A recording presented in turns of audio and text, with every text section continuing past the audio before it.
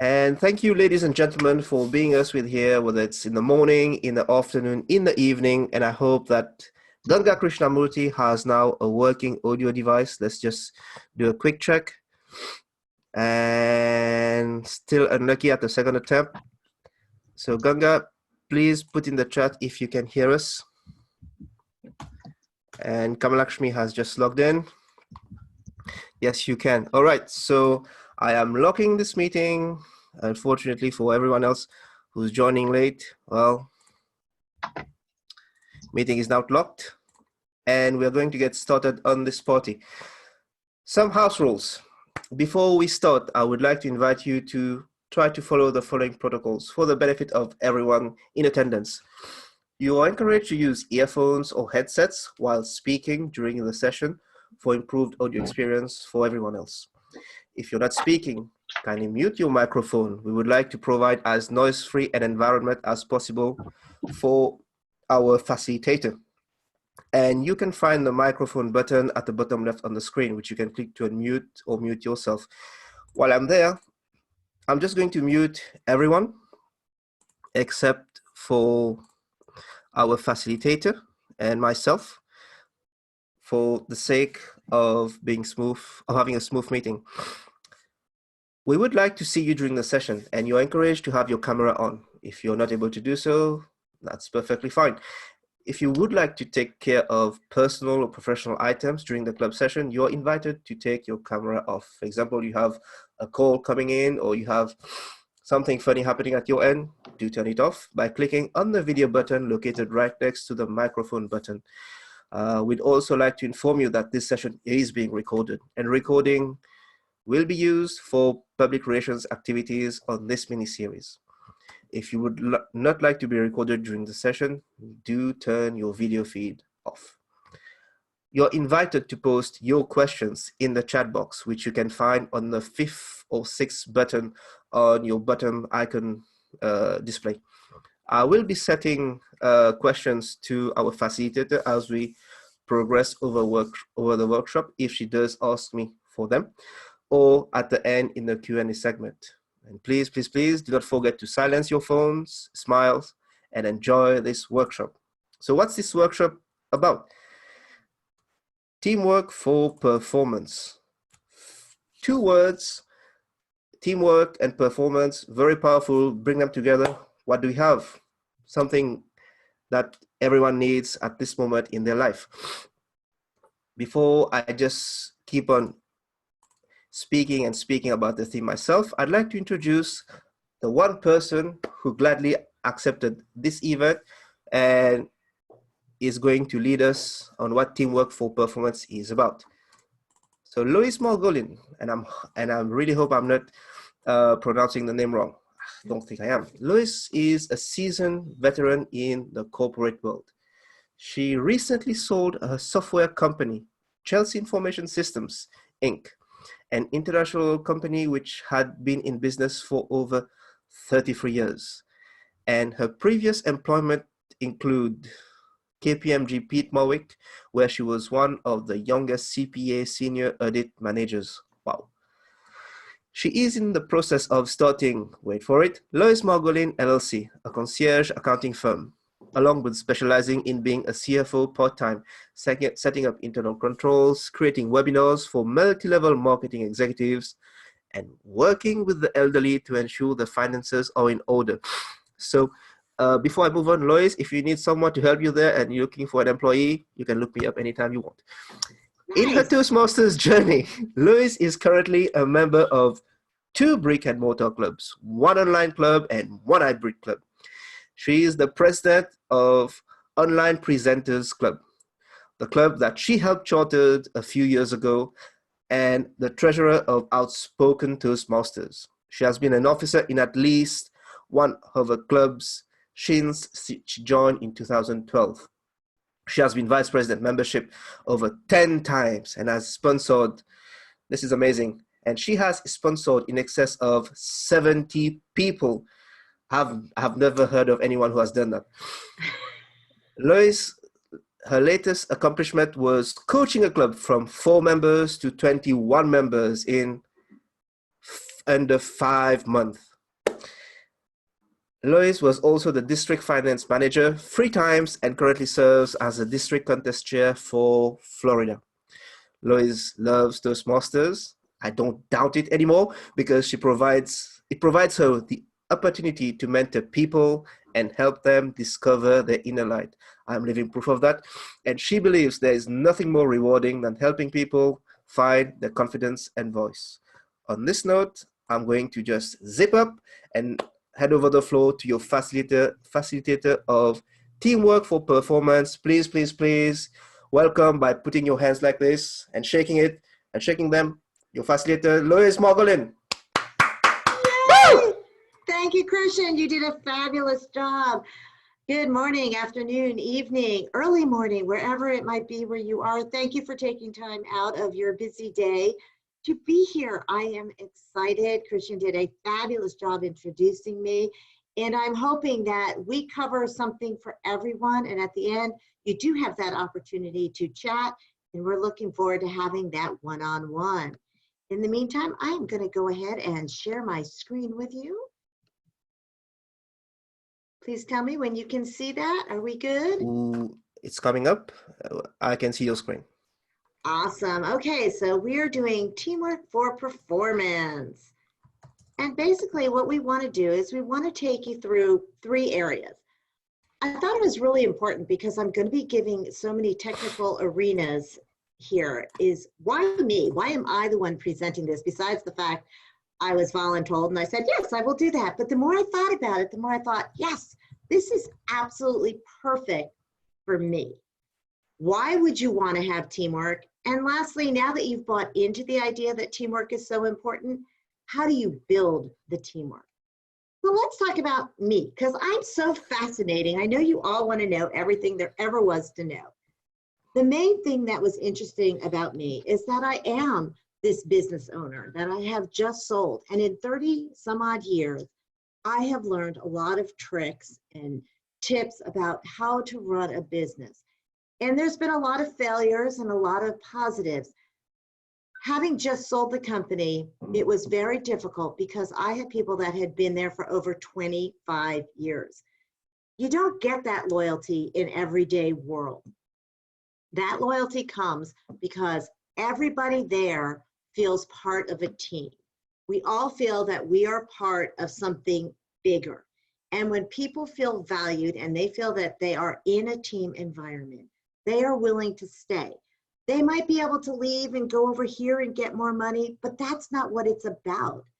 People do leave for money, but they stay for something inside here. Unless the money is completely off kilter, people are staying because of what they're getting inside. So as a business owner, that was something that was really important to me. Our business has had 5 to 20 employees at any one time. It ebbs and it flows depending upon whether or not we're producing something or we're in a testing mode or where we are in the cycle of a product. Hence why I gave myself the technology screen, because that's what I am, is I'm the owner of a technology company, or past owner of a technology company. Still getting used to that terminology. It is difficult being an owner, and one thing as an owner you'll find is that you wear a ton of hats. But if you have a team that you can rely on, that you can believe in, you can take this hat off and throw it to Jane. You can take this one off and send it to George, and this one you can send to Christian. And when their project is done, they'll send it back and you just put it right back on. But that's part of being a team. That's part of acknowledging that we are all working together and that together we succeed or together we fail. There are a lot of personalities that come into play when you have a team. And there are some things that you need to look at when you're hiring. And it's important that the people you're hiring understand your corporate culture right up front. So if you're a sole practitioner and you're going to bring someone in, or you've got 2 or 3 employees, you need to make sure that that person you're bringing in understands your culture, that they understand how you operate, who you are, and everything about what they can expect. And if you are an organization that sends tons of emails, make sure they're a communicator and that that's how they operate. If you're an organization that speaks from the heart or likes a lot of conference calls, make sure somebody coming on board likes conference calls. I have a girlfriend that all she does is complain because her company has conference call after conference call. It's not a healthy environment for her because that's not how she operates. One of the things we have learned is when we hire people is to really sit down and get to know them one-on-one and tell them a lot about who we are and how we operate. There have been some employees we've taken a gamble on and they've worked, and sometimes they don't. But it's all about making sure that you are sharing your corporate environment before you hire someone. One of the things I do a lot is I put on events, and I have put on events for 20, 40, 50, 800 people. And if you know anything about events, 90% of the time it's volunteers. So I remember one of the very first events I was putting on, it was for 300 people, and I had never been to a conference. So for me, getting asked to run this conference was amazing because I didn't know what I was doing. But what I did know was how to manage. And I walked in and I figured I'm going to be able to manage this just like I do my firm. You're going to do this, you'll do this, you'll do this, and you'll do this. So I said, Jean, you'll be registration. Jane, you're going to be hospitality. Margaret, you're going to handle the 50-50s. Jewel, you're going to take care of the raffle baskets. At which point Jane said, no, I don't want to do that. And I looked at her like, what? She goes, I've been doing registration for years. I don't want to do that anymore. I want to do raffles. At which point Jewel said, wait, I always do raffles. This was my first foray into people having a say in what they could do. Because as a business owner, you're used to saying, here's what we're going to do. And everybody says, okay.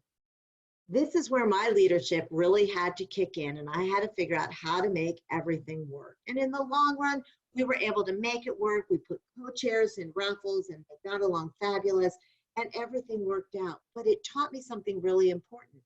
And that is teamwork is not one person from the top saying, this is it. It's everybody agreeing to what needs to happen. And that is the part where you really have to look deep inside and draw on some inner skills and say, okay, I can do this. And everybody here needs to feel like they belong. So now you understand where I come from and you understand why teamwork is so important to me and in my personal development. What did I discover over the years? A leader that can't work with a team is destined to failure. If you are going to get bigger than a sole practitioner, if you are going to get bigger than one or two people, you have to be able to lead. And if you're going to lead, that means you're going to have a team. And a team can be 4, 5, 10, 15, 20, 800 people. In one conference, I had 100 volunteers. The conference was on 3 different floors, and I had to have people on each floor directing where you were going. Everybody had to be working together. So as a leader, you need to be able to work with your team. So now the big question is, why teamwork? Love this quote by Steve Jobs. Great things in business are never done by one person. What an interesting concept. So I relate to Steve Jobs being a software company. And I realize when you're in software, you have 4 groups. Now we could call these 4 individuals, 4 teams, however you want to do it. But you have your visionary, you have your architect. These are your programmers and people who design the actual, how is this going to work? Then you have to have your Debbie Downer. And you have to have your Kathy cheerleader out there saying yes. And you're asking right now, why do I need all of these people to run Apple? Well, without Steve Jobs, without that visionary, there is nothing for the architects and the programmers to do. Without the programmers and the architect, there is no product that's going to come to life. Without a visionary, there's nothing for anyone to do. The hardest person to accept on your team is that Debbie Downer. But we all need that person who's going to say, no, it's never going to work. Why would you do that? And here's why. Because that person, which nobody usually ends up liking anyway, because they're always negative, is the one that shows you the flaws in your plan. So in my world, our Debbie Downer is our tester. Now, she is the most fascinating woman. I love her to death, but I don't understand her brain because my brain goes A, B, C, and her brain goes A, B, X, Y, Z. And she'll come, oh, this is broken. And I'm like, why would you do that? Who in their right mind would think to follow that path that you're doing? And that's what makes her such a great tester, is that she doesn't follow ABC like I do. She thinks outside the box. But I got to tell you, when the phone rings and it's Debbie Downer, I'm thinking, oh my gosh, how does she find these things? But we need that person to show us our flaws. We need that person to show us what's wrong and that it needs to be fixed. And lastly, the visionary needs that Kathy cheerleader. They need that person that says, oh my gosh, this is going to be so fabulous. What else do you think we could do to make this better? So in reality, you need those 4 groups and you need them to all work cohesively, because without one, none of the others can succeed. So I love Steve Jobs when he actually says, great things in business are never done by just one person. And that can be seen in just a small little sample. 10 minutes. Thank you. Teamwork benefits. When you have teamwork benefits, you get unity, you build morale, you can brainstorm, and you have accountability, which I think is fascinating when you think about it. So let's talk about the unity and the morale. If you have a good team, by default, that means people are connecting. And when people connect, they have friendships, they have the bonding, they have the trust. So I hired someone who had come from a very negative environment. And whenever a customer would call in and he would find this error, he'd call somebody and he goes, you made a mistake, look what you did. And what does that do? That immediately arches your back. You're immediately saying, what did I do? What did I do? And it caused a lot of dissension because people felt like they were called on the carpet. And one of the things in our company is we wanted to have a safe environment, just like Toastmasters. You want a safe place where people can work. And when somebody's constantly calling you out, you feel like you have done something wrong, which maybe you did, maybe you didn't. But I had to make sure that he understood in our world and in most worlds, if something falls down, it is not one person's fault. If a product has an error out there, the programmer did not catch it, the testing group did not catch it, the installer did not catch it, and even the person doing the training didn't catch it. Most likely it's months before anybody comes back and finds that error. So think of it this way. In a Toastmaster group, if the club is going downhill, is it one person's fault? No, it's the team. It's the team as a whole that has to look at it and say, we're not doing enough PR. Membership isn't connecting with enough people. The president isn't building a vivacious group. Our vice president of education isn't necessarily making sure people are following the pathways world.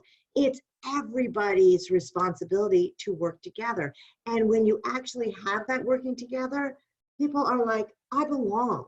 They stand up a little taller. Just watch Elaine when she introduced herself as the vice president of membership. She actually stood up a little bit taller to say, yes, I'm vice president of membership, because she knows she's supported and she knows she belongs there and she's contributing to those positive results. That's what brings people together when they feel that connection. And when you're on a team and you're that team leader, you want to make sure you're promoting that safe environment. It's not just for Toastmasters, it's for your business too. Brainstorming. One of my favorite webinars that I ever watched was How to Be Heard. It's a 3-part webinar that talks about how to brainstorm. And I've done a lot of research in brainstorming. And one of the things I found the best was this process. I come in with 12 to 15 different colored stick-em pads, put them all around the area. I have everybody stand up. We discuss what the problem is or what the idea is that we want to brainstorm. And then I have all these Sharpies, and your responsibility is to go around, grab a pad, write an idea with one colored Sharpie, put it on the board, go to a different color pad, whatever you want. You want to stay with the same pad? I don't care. But don't sign your name. And after 3 minutes, not much longer than that, stop. And make sure everybody knows we only have 3 minutes. And you're asking, well, my brainstorming sessions goes for half an hour. Well, here's the thing. When you're doing the initial brainstorming where nothing's being knocked out, after 3 minutes, people are digging way too deep to come up with ideas. You want the stuff that's right off the top, right up here. Those are the ideas you want. Then you do a triage. You say, these are the ideas we don't think are ever going to work. These ideas, oh my gosh, they're fabulous. And then we have the middle that we need to talk more about. If I haven't signed my name to something and they tell me this isn't going to work, I'm not personally insulted because it had nothing to do with me. They didn't like the idea. So by not signing your name and the anonymity, it actually gives us the idea that, okay, we are just working with concepts. Then I like to go to the middle section and say, this might work, but I need more ideas about this. And then we have the opportunity to really sit down and figure out, how would this work? Let's just brainstorm. And then you can start taking these ideas. Now you could be here for 3-4 hours after this, but the brainstorming session where you just get the concepts and the ideas is only 3 minutes, but it might take you hours and maybe even a day to weed through all the concepts that people come up with to figure out what is the best concept. Don't sell it short. Make sure if you have to bring lunch in, you bring lunch in. But when you have the opportunity to brainstorm, when people are allowed to put ideas down without having to put their name to it, ooh, magic can happen. You can solve those problems that you never knew how. People can be so creative, and everybody has different ideas and different ways of looking at things. And you don't necessarily need to bring people in that work in that area. So for instance, I have programmers. If I'm trying to solve a programming concept, sometimes I'll bring in people that aren't programmers because they look at it differently. They'll look at it and say, oh wait, what about if we just changed the way the screen worked? Would that be easier for you? And sometimes it's that simple idea that just knocks it out of the ballpark. So I encourage you, make sure you have time to brainstorm with people. It is worth your time, it is worth your effort, and before you even start moving forward, brainstorm, brainstorm, brainstorm. And then you have accountability. If people walk out of the brainstorm session and they've all bought into it, and they all believe, hey, I'm part of a team, we're working together. We had an error. The error required 5 steps to fix it. We had to fix all the underlying data. So step 1 was simple, took maybe 2 hours. Step 2 was incredibly intense. It was a lot of math. It was a lot of moving around. We were working on an Olympic program for Paralympics where we had to figure out how to do the parking, because if you've ever been to one of the Olympics or anything like that, you know that parking reservations are really intense, and you need to know when a parking space is going to free up. So there is all this math underneath. And then there's section above that, there's 3 more parts. So the intense part was going to take a lot of time. And unfortunately, the people that had to do the remaining 3 parts had to wait for that second section. My employee said, I'll do it. I said, well, why don't we split it up so other people can do this? And he came back and said, you know what? I'm probably the most suited for this. I'm the one that's going to have the most accuracy. I will get this done. I'll stay till 8 o'clock at night. I'll come in Saturday and Sunday. I'll always be ahead of groups C, D, and E. I said, you know, you're not getting paid for this, right? Let's just be clear about that up front. This is on your own time. And he said, I know, but without me, no one else can do their work. Now, that is someone who is loyal because they bought into the project. They brought into the problem, they bought into the original solution, and they realized they are part of a team. And without them, it was not going to go any further. How important is that for you to have that kind of a person on your team? Someone who's willing to take their own time, come in after hours, and do the work that needs to be done so the rest of the team can move forward. It's a difficult thing to generate. It's a difficult position to foster. But the more people buy in on the task, the more that they believe what they're doing, the easier it is for them to actually move through and get things done. So I encourage you, make sure when you're doing your brainstorming, don't just come up and unilaterally say, this is the answer. You need the buy-in from everybody on that team. And when you get buy-in, you get the ability for people to work hard and more dedicated than you can ever imagine. So teamwork is basically improved efficiency and productivity, because if everybody's working towards the same goal and we're all going like this, then the train is just going the way it needs to go. I remember I had seen this fabulous presentation, and the woman was showing the sun. And she said, you know, the sun puts out 860 million watts. She had this beautiful meadow and everything was lit up. It was gorgeous. The sun was shining and it was a very pretty scene. But if you put that in workplace, yes, it's a very pretty scene. The sun is shining, but no one's going in a very focused direction. We're all just doing our own thing. However, if you take the power of the sun and shoot it onto a diamond, it creates a laser, and that laser is so powerful because everything is being funneled through that laser. And when you have your entire team working like a laser, you are pinpointing how to get something done. So your team will take ownership when they share the same goals, cooperation, and enthusiasm. And they feel that as a team, they are accomplishing something bigger. My company was able to succeed for over 30 years in an industry that normally sees companies dissipate within the first 3 to 5 years. Then when you had, you know, for those of you who are old timers, you might remember DOS. We actually started in DOS.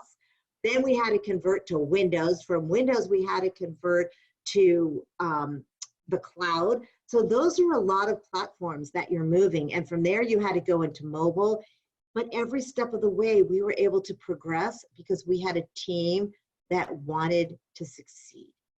And when your team wants to succeed, anything can happen. So hopefully by now you understand teamwork is incredibly important. You can get that efficiency, that you can really improve everything you are. The question is, how do you build teamwork? And that's a great question. And you're going to do some fabulous things and you're going to do some horrible things. But that's what we do, is we try, we try, we try. So the first thing you want to do is you want to encourage social events. Because when people are outside of their environment and they have the opportunity to connect one-on-one, they foster that friendship, they foster that loyalty. Now in our organization, we used to go to football games. We used to take an afternoon off and go to the movies. If there was a really big movie out that everybody wanted to see, we were out of there. That's it. Office closed down at 12 o'clock and we all went for lunch and went to the movies. Went to football games, baseball games. We went to hockey games. We did something as a group. But here's the thing. I can't force you to do this. So the guys like to go fishing. I don't want to go fishing. I don't like to go fishing. I don't want to be anywhere near the fish. I didn't go. That was not my kind of thing. But that's okay. They went and it bonded. They had stories, they had ideas. One of the things that we did was, if you have been with the company for over 15 years and you hit a milestone birthday, the zero, like 40, 50, 60, or 45, 55, 65, we did something special. And I'm not talking about we had a birthday cake. One gentleman hit 60 years old and he and his wife had never been on a cruise. We bought them a 3-day cruise and said, enjoy. Everybody knew that their birthday, if they had been there for 15 years, they were looking forward to your birthday because they wanted to know what was going to happen. One gentleman, when he reached 45, I don't know, I think it was 10 of them went whitewater rafting. So yeah, I didn't go. I've been whitewater rafting enough times. I'm good, not going again. I want to live, you know. Whitewater rafting is not one of those things that I want to do at this point. But the young guys, they loved it. And they all went for a 2-3 day hiking and camping and whitewater rafting event. And it was over the weekend, so it didn't interfere with work. But that also created that bond of closeness. And the thing is, we'll pay for the employees to go, but if they want their family, they get to bring their family and they'll pay for them. And some of them brought their kids, and that was okay. It was a time for everybody to connect. When somebody else's birthday was coming up, everyone was like, oh my gosh, what do you want for your birthday? Because we want to know where we're going. As long as it wasn't unreasonable and it was something that we could handle, we did it. It built an organic feeling. For Toastmasters, in my clubs, not only do we go out to dinner, maybe we'll go out for drinks, but we do the overall escape rooms. One time we had 20 people that wanted to do the escape rooms. So we did them one at 5 and one at 6, and we competed against each other. And it was fun and it was different. And escape rooms build teams and it gives you something to laugh about. And after the 6 o'clock one, we all went out to dinner to share our experiences. So when you're building those social events, it doesn't have to be the same thing. You can have picnics. You can do whatever you want. It doesn't have to be a lot of money. Laser tag, whatever brings people together. Go to the movies, go see a play, anything that connects. I am super passionate about this. We need to make sure that people understand their roles. When somebody joins your organization, they should have a handbook. Toastmaster has a handbook. If you become an officer, you get a club handbook. It tells you exactly what you are responsible for. And why is that so important? Because with a handbook, you know what you're supposed to do. You know who you're supposed to report to. You know who is supposed to report to you. And why is that so important? If you work for a non-for-profit, and I do a lot of nonprofit work, I put on events for the American Business Women's Association, I put on TLIs and speech contests for Toastmasters, I put on talent shows for my community, so I am all over the place when it comes to non-for-profits. And one of the things I find myself saying all the time is, stay in your lane. What does that mean? Well, let's go back to Jane and Jewel with the raffles. Jane was smart enough to say, I don't want to do registration. And we were able to work it out verbally and have Jane and Jewel co-chair the raffles. If Jane had done the following, well, I'm not going to tell anybody, I'll do registration, but I'm going to help out on raffles, and started telling people, I'm working on raffles. If you have anything that you want to put in the raffle baskets, give it to me. Because now Jewel over here is wondering, why isn't anybody talking to me? Only to find out that everybody is working with Jane. And so now you start getting some discontent. It's like, why are you doing that? Don't you think I can do my job? And sometimes it has to do with that. It has more to do about Jane than it did about Jewel. So I was the treasurer, just came into this position. The person before me had been treasurer for 2 years. Everybody knew she was fabulous at this role. When I took over, I expected everybody to give me their bills so I could pay. Well, what ended up happening was everybody still gave the old treasurer their bills. And after a while, I was like, do people not trust me? I mean, I'm the one that's going to sign their check. Why aren't they giving it to me? And I came to find out that the person they were handing it to was having a hard time passing this responsibility off. But instead of understanding what they were doing, I just went to them and said, you know what, if you really want it, can I just give you the treasurer role because you're doing it anyway? And that's when she realized that she had not stayed in her lane. She was now membership. And instead of working membership, she was working membership and the finances.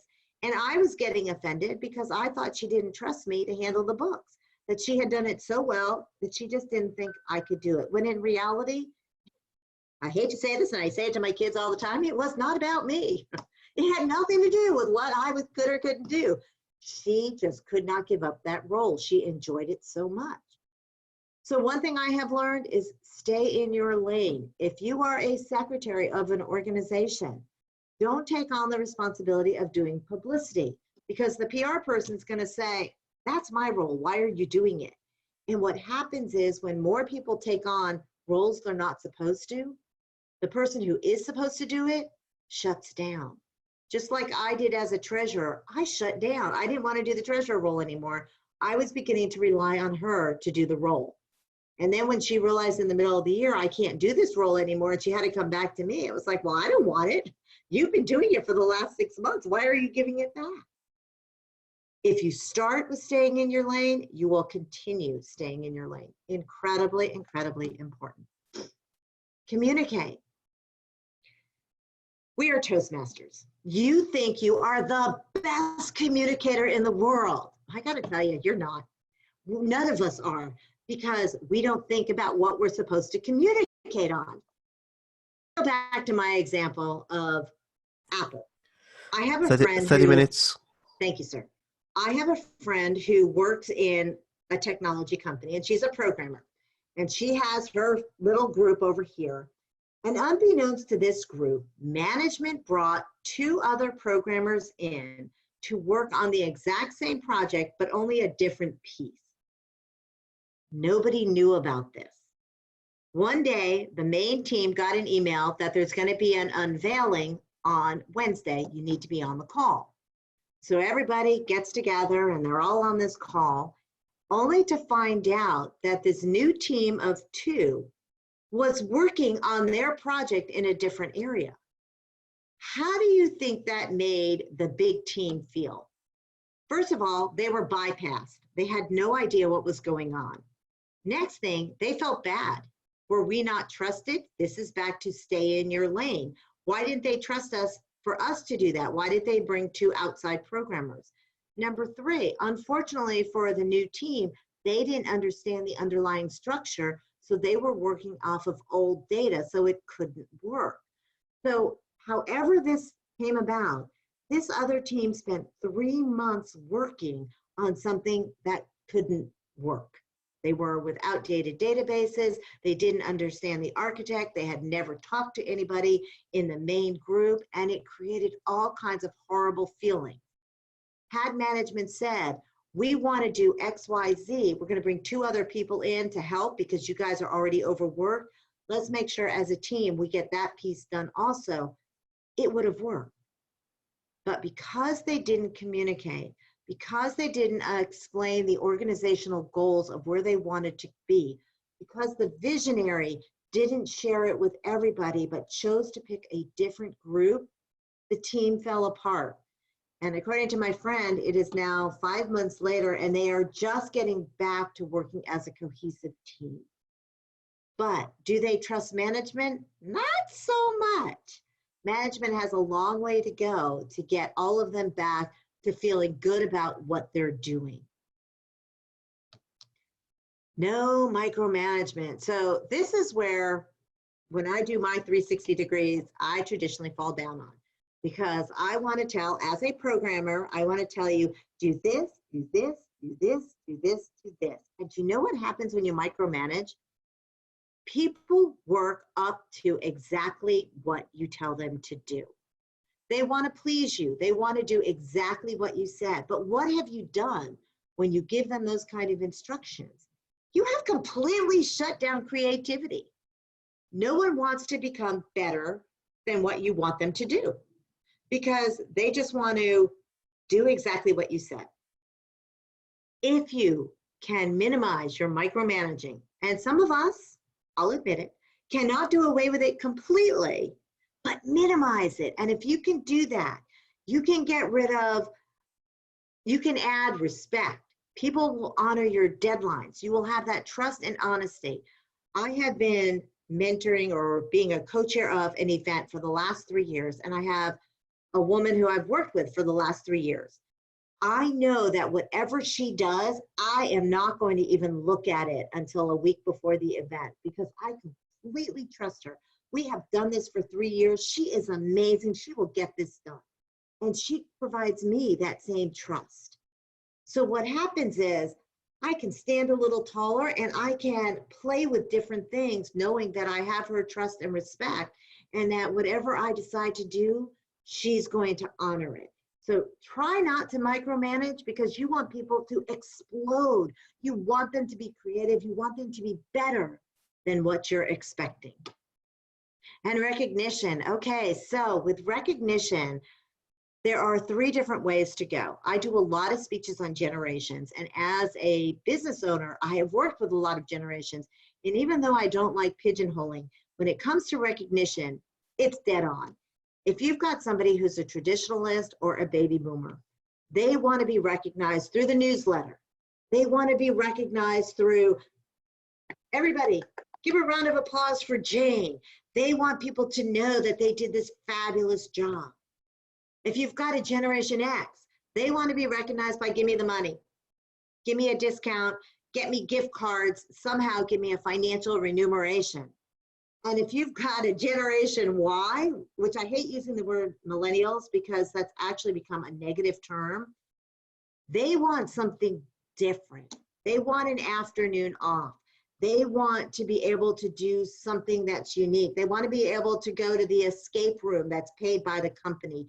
They want to just do something fun. They want uniqueness. So I had this project and it worked out beautifully. Everybody did this fabulous job. And I had a Generation Y gentleman come up to me and goes, you know, I've noticed that at 2 o'clock in the afternoon, I shut down. I would like to change my hours from 8 to 2, not go to lunch, and you can pay me for the shortage of an hour, 2 hours a day. Well, I was choking. I'm like, what? You have to answer phone calls? He's like, I don't get anything done after 2 o'clock. So I honored this, and the gentleman just soared. His production went off the charts. We came to find out that he was actually ill, and something happened in the afternoon when he'd been up for long periods of time that his brain just wasn't functioning, so he needed to rejuvenate and get more sleep. But for him, the fact that we were able to change those hours made all the difference in the world. I had another guy who came in and said, if I'm doing such a good job, would it be okay if on Fridays I come in wearing jeans? Okay, it's not going to hurt me, but here's the trick. You can only wear jeans until the completion of your next project. If your next project is a bust, you go back to nice pants. Deal? Deal. Guy never came back in nice pants. He wore only jeans. I'm so glad he didn't ask to wear shorts because that would have been a difficult thing to handle. Make sure you get feedback from everybody on your team, especially the ones that are quiet, because the ones that are quiet are the ones that are sitting back there and they are seeing everything. They're watching what everyone's doing. It's a great idea to get your 360-degree evaluation, because by having that 360-degree evaluation, you're finding out how are you as a manager? How did the team work? I'm going to go back to my employee who used to tell everyone, it's your fault, it's your fault, it's your fault. And once he realized that we didn't really care whose fault it was, and he became a team player, the team soared. But we didn't just keep this thought process inside. When we got feedback, we found that we had some clients that did the same thing. They would call and say, your software isn't working. Well, it's very true. It could not be working because there's always changes and there's modifications, and sometimes you tweak something here and you break something there. But instead of becoming defensive, we said, you know what? You could possibly be right. Show me what's not working. And sometimes it was between the keyboard, the operator, and sometimes only a programming bug. And we would say, you're right, we're going to write it up and we'll hope to have a fix to you within the next couple of days. We took ownership of it. We didn't point fingers. And after a while, these customers realized this was an unsafe environment to call and complain or to say something wasn't working, but it was nice. My employees were treated with respect. They were okay with talking to people. And we realized that a lot of people that move over to our software come from very hostile environments, which is one of the reasons they left that company. The software, when they would call up because something wasn't working, they would hear, well, it's your fault. You just don't know how to work the software. So when they came to us, the first thing they said was, it's not my fault. I know how to work the software. So we're like, yeah, you probably know how to work it better than us, but just go ahead and show us what the problem is. And by taking back control, by allowing them to believe in the beginning that it was going to be all of our fault, and when it wasn't, we just said, you know what? If you would do this, this, and this, then the problem goes away because you're skipping a step. They were fine. They were absolutely fine with it. So feedback is real important because in our scenario, we learned that we needed to manage our customers a little bit better and figure out how to make them non-combative. And that's where we learned to do that. And when we learned to do that, we were able to change the tone of the company. So overall, when you have teamwork, you have culture, you're dividing your work up because when you do your brainstorming, everybody's agreeing on what their part is. They are buying into it. If you have teamwork, people are willing to ask for help. People are willing to work overtime to get what needs to be done so the next person can get to their stage. If I understand that Christian cannot do his job unless I have done my job, I am more likely to get my job done on time and meet my deadlines because I know how important it is for Christian to be able to hit his deadline. You will also find that when you are working in a team, and if it's that safe environment, people tend to work out loud. So I do programming, and sometimes I'll hit a brick wall, and I'll call somebody over, and I'll say, okay, work with me here. And I'll sit down and I'll explain this very complex thing, and I know they have no clue what I'm talking about. It is so far over their head. But the fact that I'm saying things out loud, the fact that I'm kind of walking through it in my brain allows me to get to the next stage. So this allows us to solve problems, just working things out loud. Make sure you have a review process. How did everybody do? Did everybody stand up and honor the role that they said they were going to have? And does everybody acknowledge that they are going to that common goal? Is that diamond pointing that laser in the right direction, that everybody's walking along that line? And if it does, then it's time to celebrate because that means you were successful. It's almost impossible to fail as a team. It is highly possible to fail as an individual. So during this session, we have gone over why me, why teamwork, and how to build a team and how to build teamwork. And I do want to give a couple of credits. First off, Slides Carnival, if you've never used them, they give you these amazing slides for free and all different kinds of ways of looking at it. I did quite a bit of work with Time Doctor, and of course, a special thanks to Christian. And I think, Christian, this opens us up for questions and answers. So I'm going to go ahead and stop sharing and give it back to you. Thank you, Toastmaster Lois. So first things first, I'm going to unmute everyone. And please, please, please, give her a big round of applause. Woo! And muting everyone again, except for Lois. Yes. Right. So like I said earlier before I introduced the session, I was taking notes and I hate myself because next time I'm not hosting this kind of workshop. I'm going to find someone and build on my teamwork and really get another person to host. So a number of questions. The first question that is, I'm not going to state the source of the question. So Lois, when are you writing your book? And when it comes out, please let us know. Because you have so much to share and it would be great to have it in a book. Well, thank you. You're welcome. Next question is from Toastmaster Roshan, and I will unmute Roshan because I'm not clear on the question. So the question is the following: is the principle, because at the start over the first 10 to 15 minutes of your presentation, you talk about principles. So is the principle applicable to a privately owned company or a multinational as well? So Roshan, I'm going to unmute yourself to give some clarity here. Oh, you're unmuted. Please go ahead. Thanks, Christian. The question, Lois, was basically your background is like a sole owner. You own your company, and the teamwork you were doing was basically like a single company. There's the principles of teamwork that you mentioned applies to a multinational as well. Multinationals, they do have offices all over the world. I work in an office, and we have offices all over the world.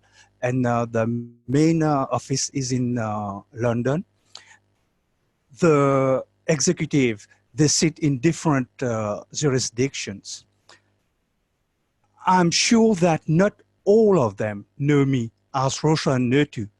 Probably they know me just as a number or an employee 001.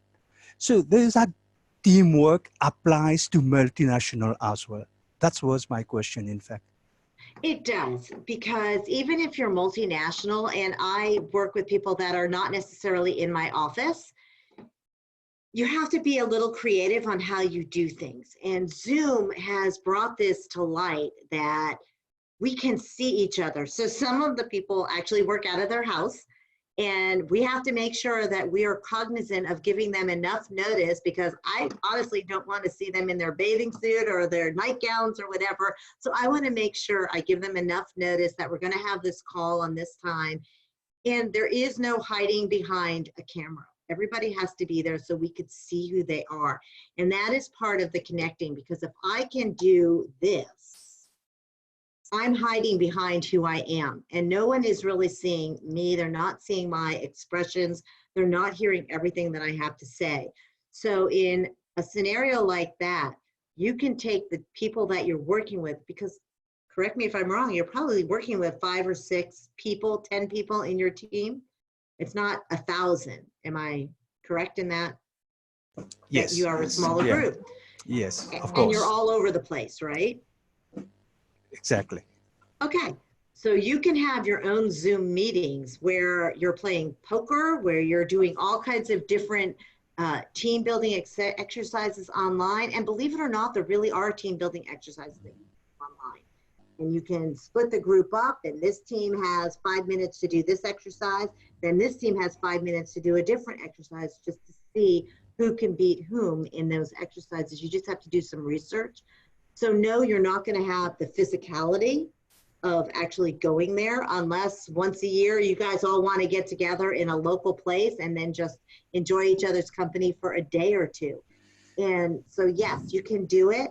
It just requires a little more creativity. And the way we get around that is periodically we would fly up to visit people in different areas or fly them in, because connection is so important. But get on Zoom and don't allow anybody to hide behind the stop video. Does that help? Yeah, thank you very much, ma'am. You're welcome.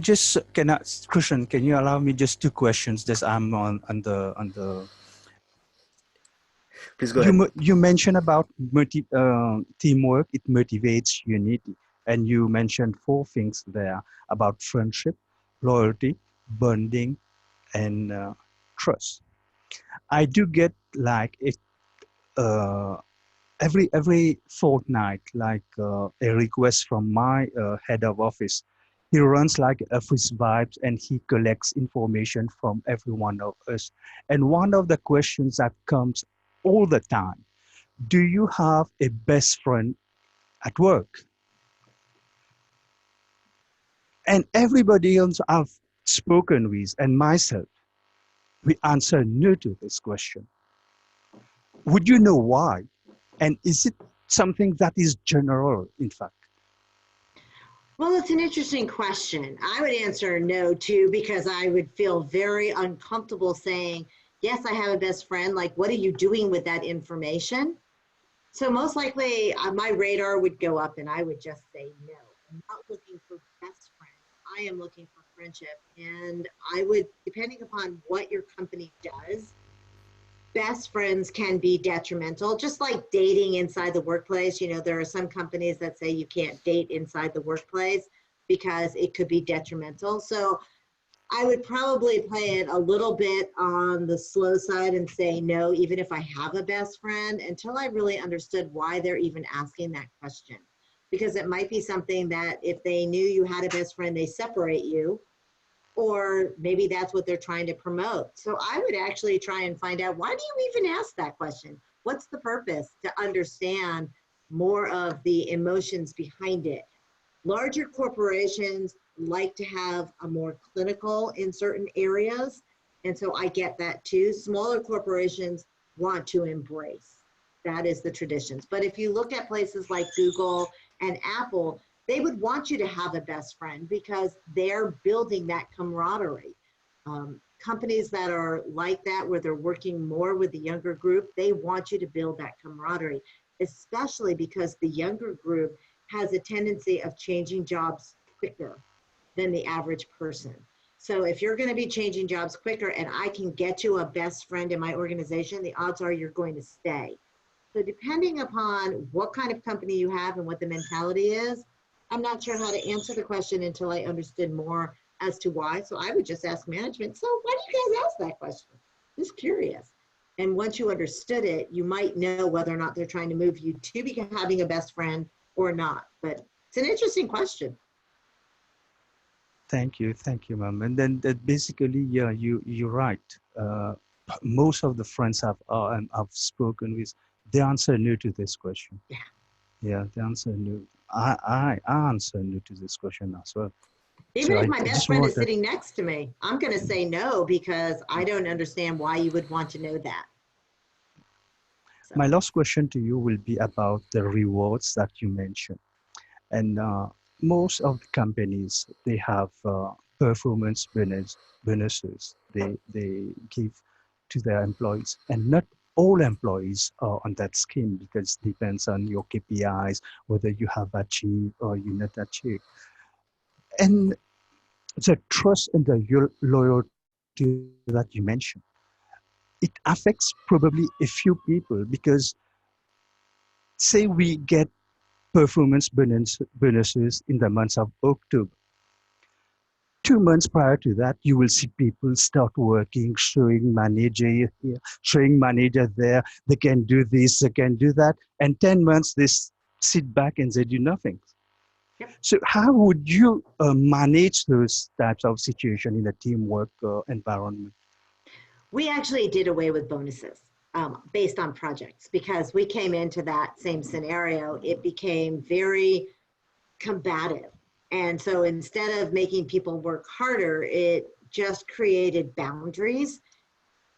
What we did was if you are there longer than 15 years and you have your birthday, so it wasn't necessarily related to your project, we would go ahead and do that special birthday gift. And you could do that for anyone, but how many companies in today's world has somebody that has been with the company for 15 or 20 years? And I remember there was one guy that was thinking of leaving and he'd been with the company for like 13 years. And the employees were like, no, you can't leave. We want to know where we're going on your birthday. And it was just something that everybody built into and everybody believed. And yeah, we didn't pay 100%. We paid a good portion of it, but people had to have a little bit of a buy-in too, because otherwise we would go broke sending everybody on vacations. But we did find by giving financial remunerations, it created walls for people. What we would do is everybody on the team would get some kind of a reward, whether it was gift cards or this or that. And we tried to reward people based on what they wanted. And we would talk to them, open up those lines of communication to find out what is so important. So if I was going to give you $1,000, then I might give this person $1,000 in a different way. But you want to make sure if you're going to do financial remunerations, that everybody understands that it's continuous work, that it's not the last minute push, that it has to be something that you earned over the period. So you want consistency in your employees.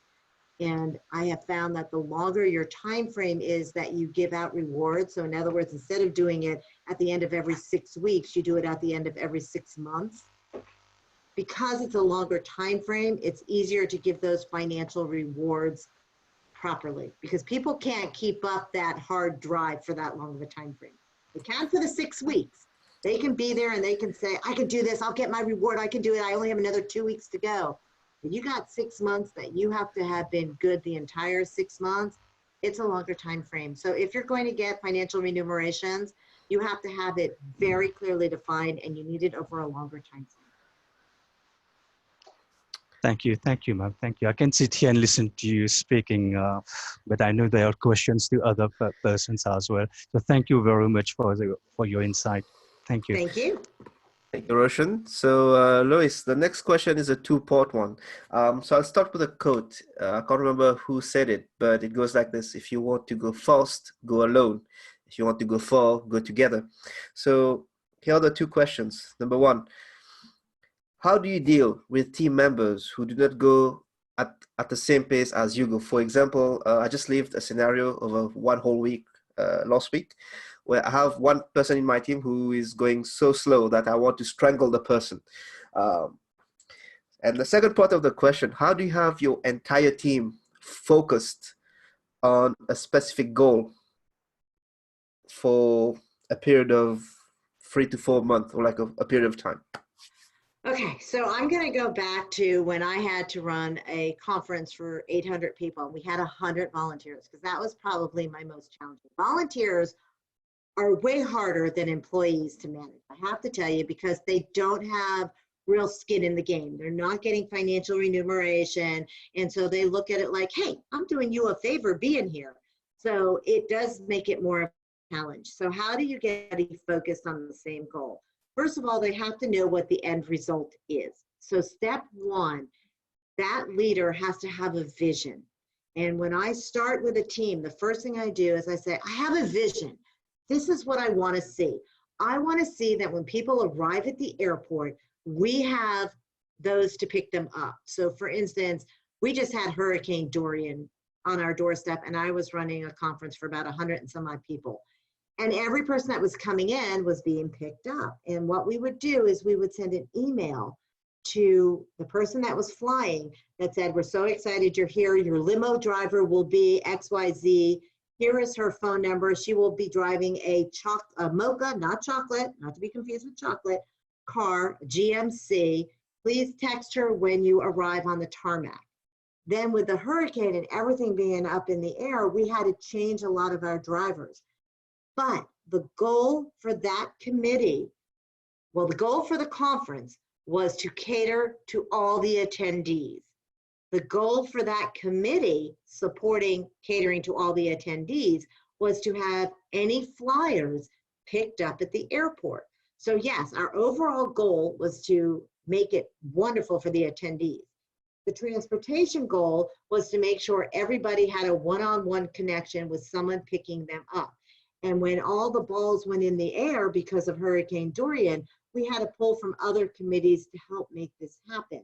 So one, you have an overall vision. And then once people buy into that overall vision, then the individual committees will break up and have to figure out how they are supporting that overall goal. So in the area of transportation, we would send pictures of, this is the person that's going to pick you up. We don't want you getting into a strange car. And vice versa. We would have pictures of the flyer and send that to our driver because we don't want them picking up strangers. But overall, transportation understood their goal was to make it comfortable for the flyer. And they were supposed to be there as soon as that person walked out of baggage claim, there was somebody there. It's customer 101. And everybody in every committee knew if the end goal was everybody was to be treated like kings and queens, then their committee had to support that. So it all starts with the vision. What do you see? And sometimes I'll sit down for an hour and say, this is what I envision. And I'll go through all the different arenas. And then that committee can take it. And as long as they've bought off into the vision, then the individuals. How do you deal with someone slow?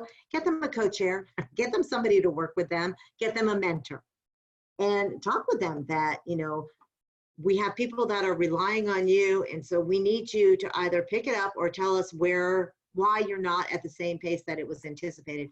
because when you were in that meeting, you agreed you could do this, this, and this.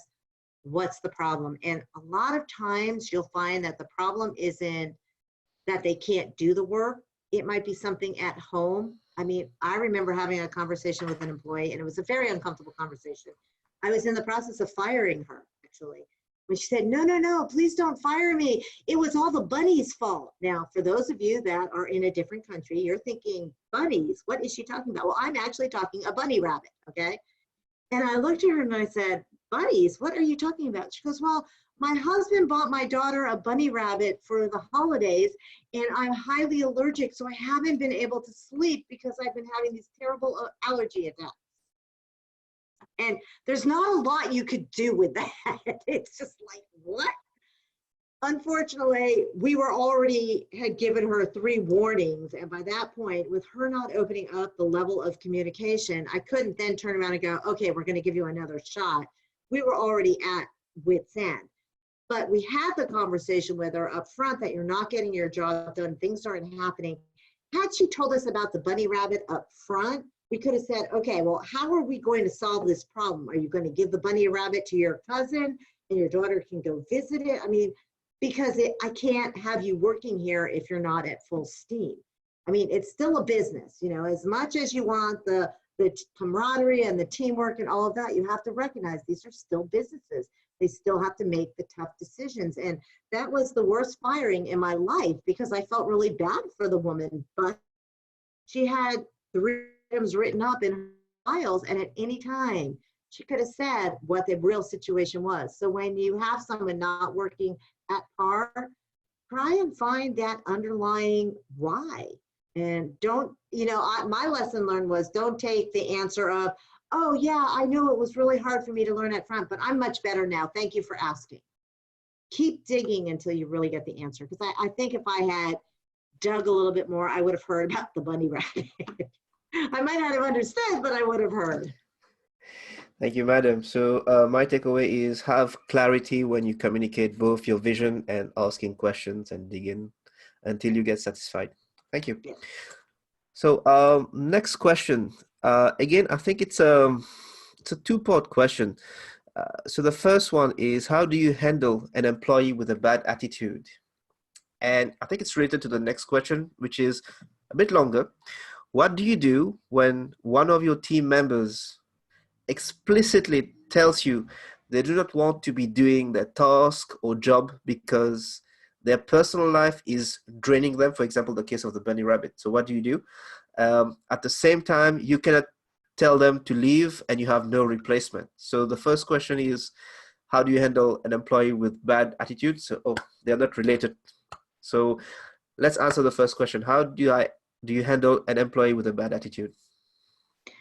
Well, it's going to come back to that level of communication, and thank goodness for Toastmasters, because I did have someone with that bad attitude, and his bad attitude was, it's never my fault.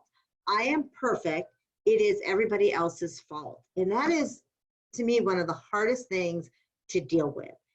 And what it takes is to have them recognize, in this particular instance, that he was in a safe environment.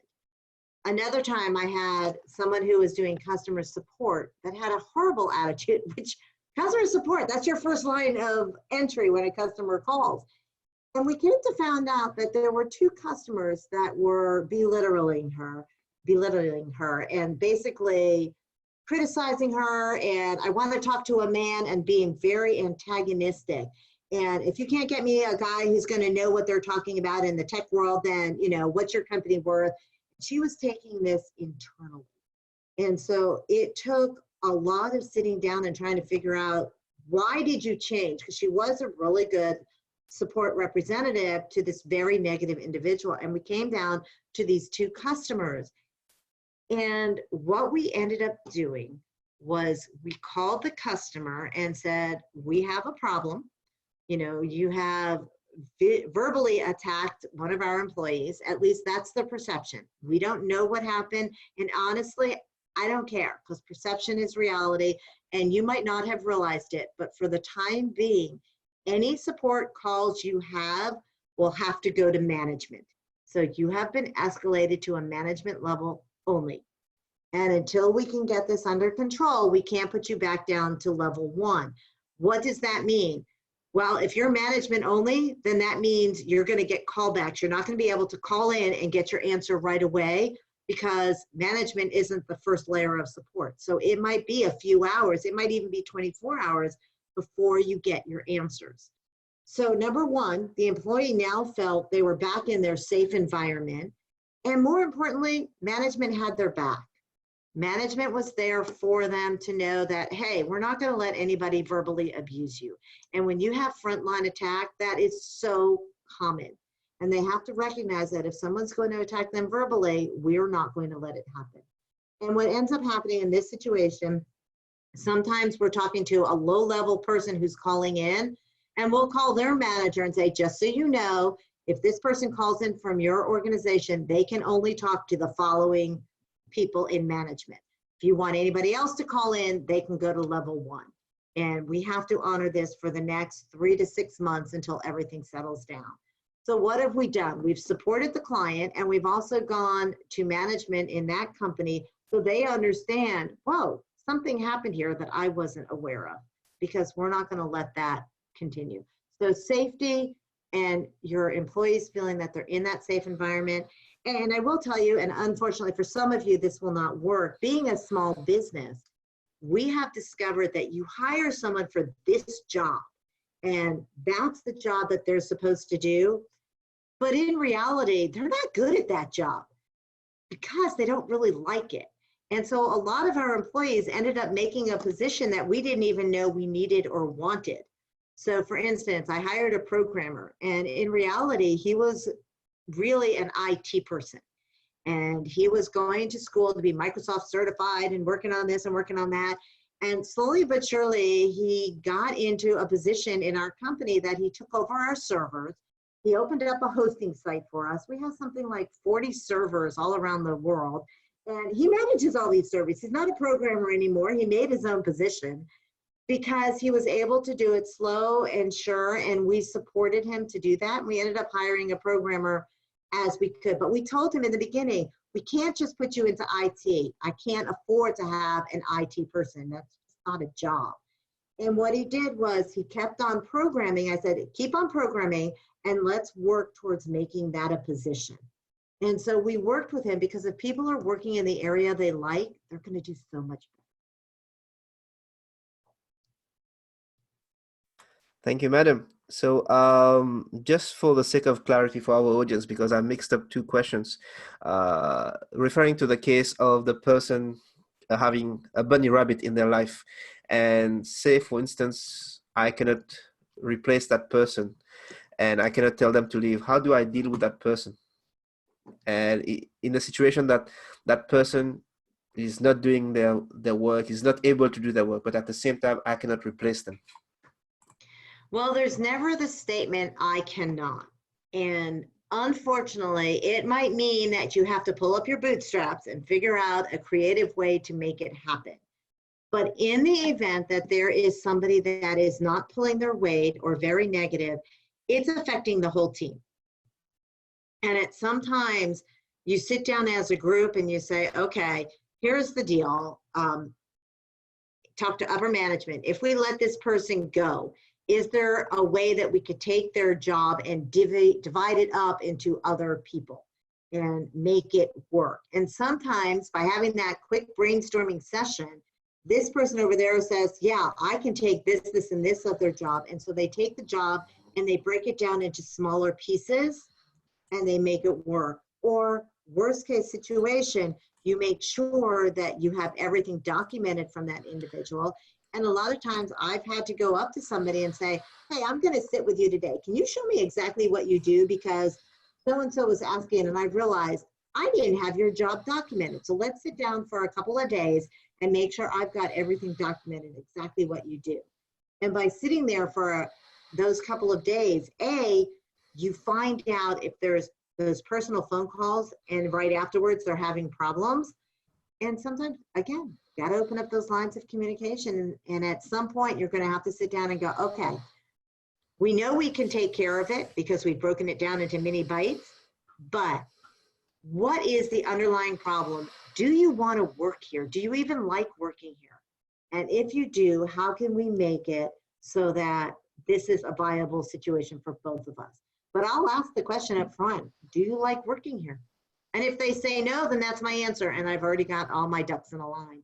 And if they say yes, then I go, well, then what are we going to do? I mean, how do you want to make this work? Because I don't have the answer. You have to tell me and put it back on them. Thank you, Lois. Thank you for the clarity. Wow, it's quite a lot. Next question. So it starts with a statement. Creating safety to be authentic and creative is so important. Would you like to share your ideas on both human resources and company leadership, rebuilding emotional intelligence, which fosters connection? So creating safety to be authentic and creative is so important. Would you like to share your ideas on how both HR and company leadership, rebuilding emotional intelligence that fosters connection? Okay. Well, it starts at the onboarding of an employee. So if you're going to have that safety, the employee has to know that they matter. The employee has to know that what you're telling them is that you walk the walk. And as HR, and you're handing them that handout there, your book that talks about the company, don't just hand it to them, because some of those books that I've seen are like that big. Who goes home and reads that, right? If there are certain areas in that handbook that are so important, have an area for initialing. So if there's something that, let's say you're not allowed to smoke in the workplace, because this is a big thing in the United States. There's no smoking in the workplace. And if you're going to smoke, not only do you have to walk outside, but then you got to go around the building. So when people walk into the hall, they're not smelling it. So there might be something that they actually have to sign that there's no smoking in the workplace.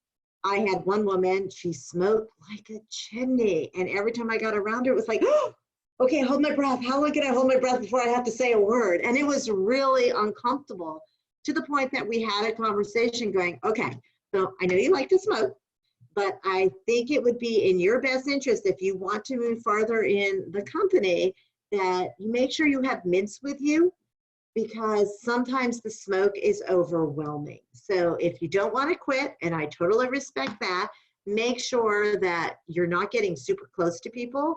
And I'm saying this more as a friend than I am as a boss, because I'm not going to fire you over something like this, but you might notice that people aren't working as closely with you physically because they can't handle the cigarette smoke. So open up, if you have an environment of honesty, and I want you to go farther, I want this to be a good experience for you, and you make it about the individual, and HR makes sure that they understand that this is about them. Yes, you're following company policy, but there's reasons that we have these company policies, because it's not always all about you. We want it to be, but sometimes it has to be about your coworkers. So HR has that responsibility of onboarding to make sure that all the rules, all the expectations, all the financial remunerations, if they're going to get money for doing something special, if they're going to get a day off, that they understand that. Because when we understand things up front, we are much more likely to toe the line and have them initial anything that in your world is considered important. That answer it? Yes, it does. Thank you, madam. Do we have any other questions for Toastmaster Lois? You're more than welcome to just raise your hand in the chat or unmute yourself, because we are now with a small crowd of people. Well, I would like to ask a question. What were your takeaways? What did you learn from this? What was your biggest takeaway? Well, I can start. So I've noted them down. I've got 3 takeaways. There's never the statement I cannot, especially in teamwork. I need to have clarity in both my vision and what I expect from my team members when I communicate with them from the start. And teamwork is not a principle to achieve effective results. It's more than that. It's a culture, it's a mindset. So those are my 3 takeaways. Wonderful, thank you. You're welcome. Anyone else would like to share the takeaway? Yes, Elaine. I want to thank Lois especially for talking about the whole onboarding process for feeling welcome. As a VP of membership in Toastmasters, I'm looking at, what we currently do to bring on our members. And I'm thinking about the whole thing. Do we really have a handbook? Is it obvious? How do I poll people?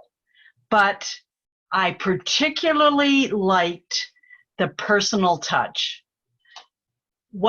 Making about the person, finding out what they need, what they expect, and for us as a club, making it apparent early on what's more likely to make their experience good. So you've given me just a handful of ideas. This program could not have been more perfectly timed for help for me and our club. Good, thank you. Thank you, Elaine. And yes, although I felt that all the materials, the questions, the answers were away from Toastmasters, they were more focused towards our personal and professional life. Let's bring it back to Toastmasters. So I'm going to ask club leaders here, what is your takeaway from this session as a club officer? And especially if you're not a club officer, you're aspiring to be a club officer. What is your takeaway? Please put it in the chat, or if you want, you're more than welcome to just unmute yourself and just share.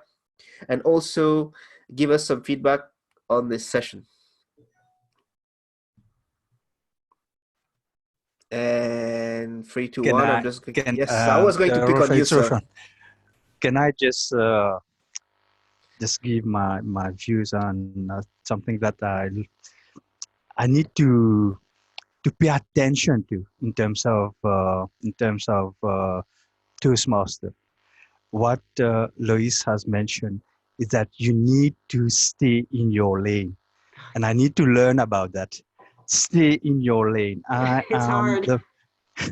am the Vice President Education, and I do a lot of work.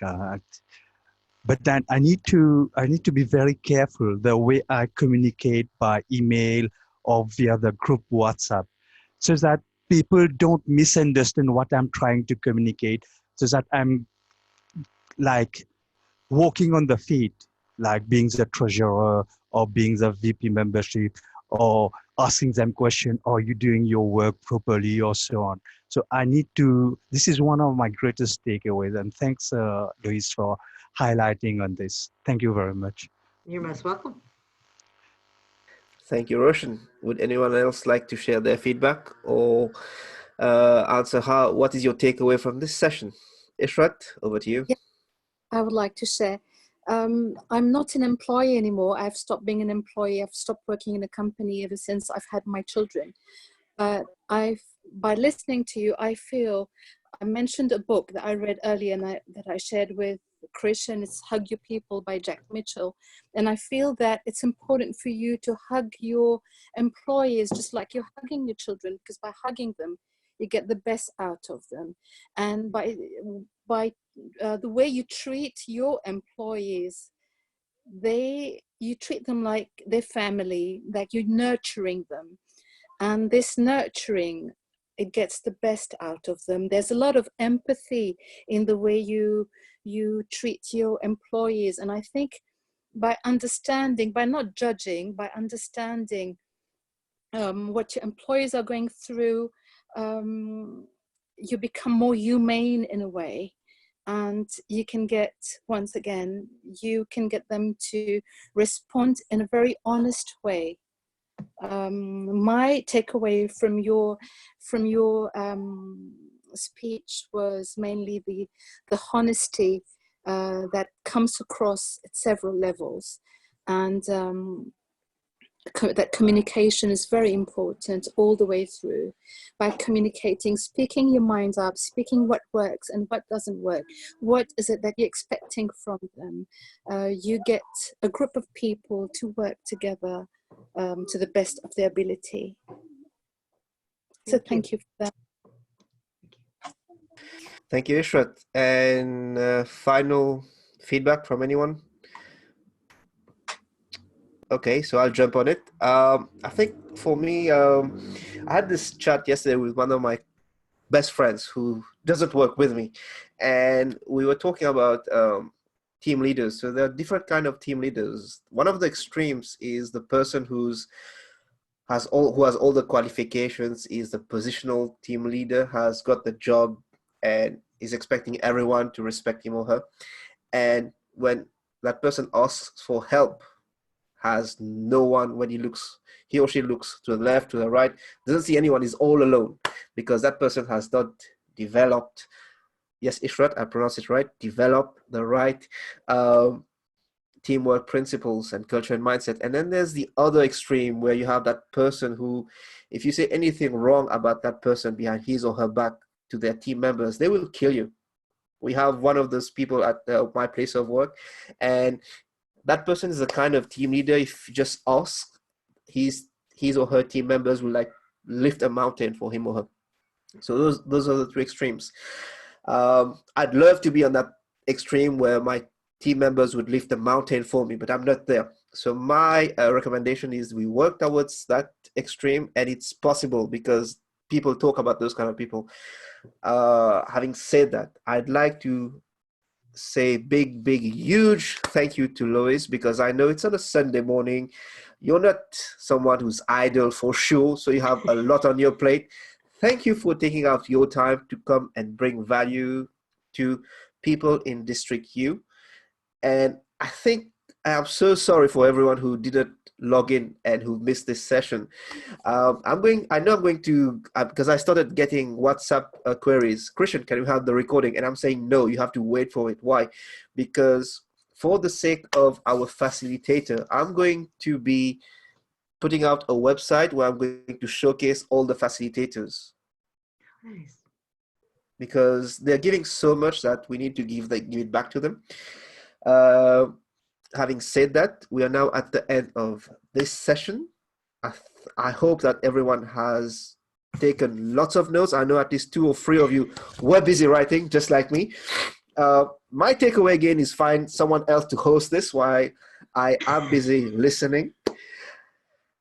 Big thanks to everyone who is still here, because in Mauritius it's nearly 30 minutes past 7 in the evening. It's nearly dinner time. For you in the US, I think it's nearly getting to your brunch time, or you've gone over that, or into lunchtime. Thank you for attending. A few items to share. The next event in this mini web series, the next workshop, is on the 20th of October. It's going to be led by a lady from Australia. For those who think you know her, yes. She's known as Coach Carol. She's going to be talking about pathways. I can't find the exact title, but the theme is about, yes, it is. Here it is. Shape Up with Pathways. It's because a lot of us are now on pathways, but we're still getting lost, and we're still trying to get the drive to go onto pathways and be consistent. So it's going to be about shaping up with pathways. What's coming up in November is about impact leadership. It's from Toastmaster Lorraine Taylor, who is out with her book, Be Brand New. It's going to be on the 17th of November. And on the 15th of December, we have The Leader Influencer by Samir Malak from Firebirds Collective. And what's good about those people is they're not only past presidents and leaders in the districts, in the areas, but they are also focused on one thing: adding value to people. So please, when you see the Eventbrite meetings invite coming out, do log in, because I'm going to do one thing differently from here on. I'm going to be intentional about the PR of this mini-series. I have been lazy so far. I apologize to you, Lois, because you could have had a high audience. So this is not going to happen henceforth. So please sign up early. Having said that, do you have any final questions? Or before I ask for final questions, I'm going to ask to Toastmaster Lois about teamwork for performance. If you could resume in one sentence what teamwork is for you, what would it be? Teamwork is basically a group of individuals who are working towards that common goal. And just like the lasers pointing to one focal point, when you can take all that energy and move it to one focal point, you can move mountains. Thank you. So I think that's going to be the takeaway for everyone here on this. I wish you a very, very good morning, afternoon, and evening, and I'm going to stop the recording. And I wish you a very good day and a good start to the week, starting as from tomorrow. Thank you and bye-bye. Bye. Big Thank you for round the of applause. opportunity.